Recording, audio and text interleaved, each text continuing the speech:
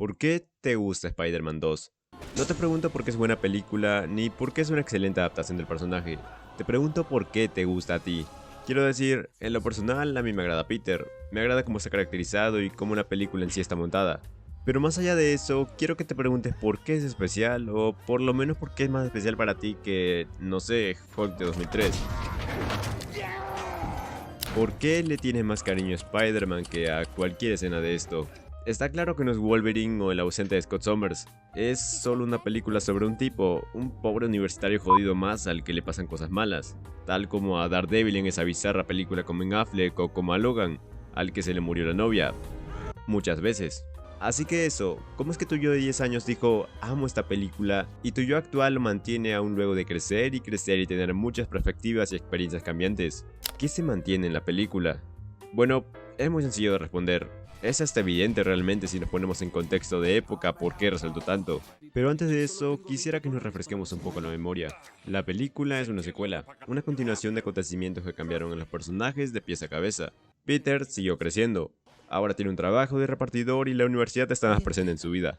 Es básicamente cualquier promedio de adolescente que deja la secundaria y comienza el proceso de obtener responsabilidades. Concepto que tú y yo sabemos que es como el eje en el que gira esta saga e incluso el personaje.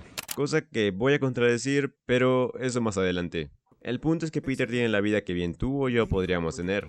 Es sencillo, es ordinario. Tanto que sus problemas y convicciones más personales no se alejan de estar deprimido por una mujer, pelearse con un amigo o no llegar a fin de mes. Y es que eso es. Todo se relaciona a esto y se encapsula un concepto. Lo ordinario. Ese es el chiste. Todos tienen conceptos tan comunes como ir a la tienda a comprar pan. Es su esencia, es el motor de Raimi para darle vida a sus personajes y no solo a sus protagonistas, ya que lo implementa en su mundo, en su ciudad y departamentos, hasta en los que sí, son tristes, pero al final tan reales y tan ordinarios que bien podría estar hablando de ellos con mi abuela una tarde de sábado. Y es que, repito, en eso se basa todo. Llegas Cada tarde. diálogo, cada toma y cada personaje se forman en base a una plantilla de características comunes que seguro has visto. La insistencia con la renta de Ditkovich no está ahí por nada. ¿Renta? Lo curioso es que este concepto de base está tan presente y bien puesto en la película que hasta es más primordial que el dichoso concepto de la responsabilidad que mencioné hace un momento. Concepto que sí es importante, los conflictos giran en torno a eso, pero justo antes de ese está el de la cotidianidad, ya que si la película gira en torno a dilemas ordinarios, adquirir responsabilidades solo es uno más de ellos. Y cómo no, porque ¿quién no tiene responsabilidades? No importa si no las quieres o estás tan cómodo con ellas que ni las ves como un esfuerzo. Al final todos tenemos alguna. Deal with him honestly, like in any dramatic motion picture. Raimi, el director, básicamente logró lo que quería. Una de las razones por las que recuerdas tanto esta película por sobre otras de la época es porque no es como otras de la época. Como bien dije al principio, sí, Peter sufre mucho, hasta parece ridícula la forma en la que pasa, pero al final termina teniendo mucho más impacto que la muerte de esta tipa o cualquier escena que se supone debía ser dramática por esos años. Y es que todo está en eso, no importa si algo pasa o no, no importa la idea. Si no sabes lo que quieres como Raimi y lo ejecutas mal, tu resultado será tan meh que te usarán de comparación de cómo no hacer las cosas, como en este video. Sin duda la película conoce sus principios y a lo que quiere llegar, y por eso, para que vean más claro lo que yo, quiero repasar la introducción de todo. Soy el hombre araña. Tengo un trabajo que hacer. Y soy Peter Parker. Iniciamos con un monólogo de Peter, un toque de narrador interno que Raimi le dio para trasladar a algo más cinematográfico esos miles de pensamientos que podías leer en una página de cómic. Pero al punto, empezamos como en la película anterior, con una escena eufórica. Peter tiene que entregar las pizzas o lo despiden. Sale corriendo del restaurante, se da cuenta de que se hace tarde y no llega, así que se cambia a Spider-Man. Un tipo lo ve, lo escuchamos. ¡Robó al chico las pizzas! Peter sigue su camino, se encuentra con que unos niños serán arrollados, así que sin dudarlo va por ellos. Deja las pizzas, salva a los niños, un tipo encuentra las pizzas, se las quiere comer. Peter se queda a hablar con los niños, les da consejos y se va. Eres bueno, araña. Mientras alguien le dice que es una buena persona. Vuelve por las pizzas con un toque cómico, llega al lugar, muy optimista, Llegas tarde. y lo rechazan, No te pagaré nada. muy fríamente. Por supuesto que terminan despidiéndolo. Y si aún no ves lo que quiero que veas, pues aquí está. Han pasado menos de 5 minutos y la película ya sentó sus bases una vez más. Y eso porque si en la primera película la secuencia de inicio te informaba que Peter Parker era tan poco atractivo socialmente que hasta puede ser rechazado por Tutti de los Padrinos Mágicos, aquí pasa lo mismo, o por lo menos con los mismos recursos. Las personas son el eje de esto, son lo más común de cualquier vida. Darle el mínimo de tiempo a cada una de sus reacciones es importante porque sustentan la exposición de Raimi sobre que esta es una historia de cotidianidad. Lo que quiere decir que es una historia sobre variedad de personas, variedad de reacciones y opiniones. En la escena del autobús veíamos en un buen plano lo que opina cada compañero sobre Peter y nos cuenta quién es el personaje. En el caso de la secuela, las reacciones cuentan el estatus de Spider-Man para una sociedad de feos americanos. Es una ciudad grande, las opiniones obviamente iban a estar muy divididas, pero es lo que es. Y esto de las reacciones de las personas no es algo que solo se quede en la introducción. Muestras hay muchas a lo largo de las 3 películas. En la primera hasta se tenía un montaje muy claro sobre la opinión de los neoyorquinos sobre un superhéroe. Y eso porque Nueva York es una ciudad viva. Una buena forma de exponer o dar un mensaje es usando su mundo, más exactamente a sus personas. En el caso de Raimi, la prioridad que le da a las opiniones de unos personajes de fondo que bien pudieron ser omitidas para centrarse en los golpes y telarañas, se entiende como un recurso para demostrar que la ciudad es eso que dije. Una ciudad latente, una ciudad que reacciona a villanos fantasiosos o a vigilantes que quieren ser héroes. Vamos, que seguro debes recordar a esta mujer o al mismísimo Hoffman. Todos y cada uno están para darte la variedad que tiene el entorno de una vida y un mundo. Variedad que incluye sufrimiento, mucho sufrimiento.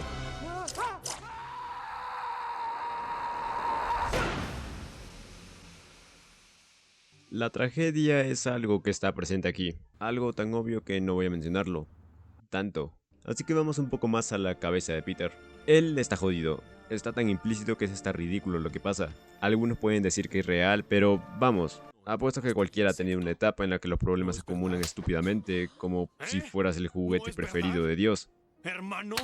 Pero el chiste es que esas cosas pasan. Un día uno puede pensar que nunca va a salir de lidiar con 5 problemas a la vez, pero otro puedes ver que esos problemas ya no están sin que lo notaras como tal. Eso es lo que Peter no entendió. Para él todos los problemas se concentraban en una sola responsabilidad. Una que supuestamente le impusieron y que en verdad no quería y solo le quitaba tiempo, así que lo mejor para él fue eliminarla. El montaje de Raindrops Keep Falling on My Head representa que Peter es feliz con la vida normal que él siempre quiso cuando estaba ocupado con un traje de licras. Pero en ese mismo montaje vemos su otro lado. Él ignora a la gente que necesita una mano, cosas en las que podía ayudar con facilidad, y a medida en las que se van haciendo más las veces en las que ignora hechos similares, más le afecta hacerlo. Pero ¿por qué le afecta si pensaba que esa responsabilidad solo era el deseo de otra persona? Bueno, eso mismo se pregunta él. Y es justo aquí donde entra la más viva representación de la exposición de la vida barra cotidianidad. Pero para eso aún hay que ver un par de cosas. Hasta ahora hemos visto que las personas son el motor de toda la historia si lo simplificamos así. Si volvemos a la escena de la introducción con las pizzas, apreciamos los detalles de los comentarios de las personas. Pero, ¿qué hay de Peter? ¿Qué dice y qué hace exactamente él? Bueno, como lo vimos, salvó a un par de niños de ser arrollados horriblemente en plena luz del día. Pero en lugar de irse con la mayor de las prisas como si su trabajo dependiera de ello, dice esto. Oiga, niños, no jueguen en la calle. Sí, señor hombre. La producción bien pudo pasar de esto, hacer que dijera lo mismo mientras se iba o de plano no decir nada. Pero se comprometieron con este detallito porque es importante por el tipo de persona que es Peter. Es un tipo amable, hasta cierto punto tan bondadoso que es ñoño y tonto en un buen sentido. Es adorable, pero al punto. Que Peter se haya detenido a decir eso fue un error. Sí, fue lindo, pero lo que debió hacer con prioridad en ese momento fue fugar por las pizzas para no perder el empleo. Peter se detiene a dejar comentarios cuando tiene prisa. Comentarios que en algún punto puede decir de nuevo, pero lo hace en malos momentos. Como este en donde se supone debe estar en la obra de MJ. Y niños, coman sus vegetales. Y eso porque le gusta hacerlo. Le gusta ser Spider-Man. Eso es algo que él ignoraba totalmente. Lo veía como una obligación, pero no es así. No por nada grita con diversión y euforia cuando se balancea o hace acrobacias cuando está en riesgo de muerte. A Peter le gusta hacer lo correcto porque es lo correcto. Son razones muy puras. Alguien puede decir que ridículas o tontas, pero si hay gente que hace cosas malas en nuestra realidad por mera adrenalina, no tiene nada de real que una persona pueda amar hacer buenas cosas por las consecuencias positivas que trae. Consecuencias como que niños sean felices por no ser arrollados o literalmente evitar que una niña muera muy dolorosamente en un incendio. Suceso en el que se presenta este dilema. En el que se pregunta por qué es infeliz dejando a Spider-Man de lado y haciendo lo mismo con Peter Parker. Y te preguntarás, ¿qué tiene que ver Úrsula en todo esto? Pues sencillo, ella es la que da la primera señal de lo que Peter necesitaba, un poco de comprensión humana. Hasta antes de que Peter dejara de ser superhéroe, las cosas eran golpe tras golpe, tras golpe, tras golpe. Todo iba para un lado negativo. Peter no tenía esa pizca de amabilidad que le faltaba para literalmente no sentirse cansado. La pérdida de sus poderes era una señal de que necesitaba un respiro, no de que debía dejarlos. Cosa que entiende progresivamente cuando ve que los necesita para hacer lo que quiere. El problema, en gran parte de la película, es que Peter no obtiene a Spider-Man.